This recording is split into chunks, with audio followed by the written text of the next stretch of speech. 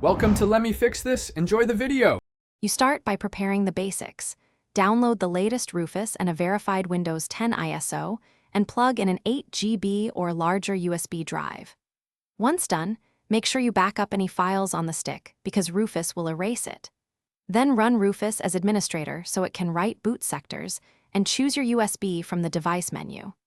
This gets you immediately into the creation workflow rather than lingering on setup choices. Next, focus on the important choices that affect bootability.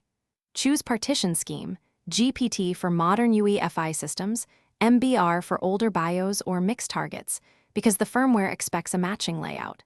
Select file system, NTFS if you need files over 4 GB, or FAT32 for maximum UEFI compatibility and secure boot.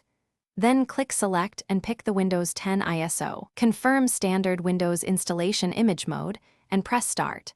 You do this to write a properly structured bootable volume. When Rufus runs, watch the progress and let it complete all stages: copying files, creating the file system, and writing boot code. Once the status shows ready, safely eject the USB and reboot the target machine, selecting the USB as the boot device in firmware menus to test the installer. If it fails to boot, don't panic. Try recreating the stick with the alternate partition scheme or switch to FAT32 for UEFI, because mismatched partition scheme or file system is the most common cause. Thanks for watching. If you found this helpful, don't forget to like and subscribe.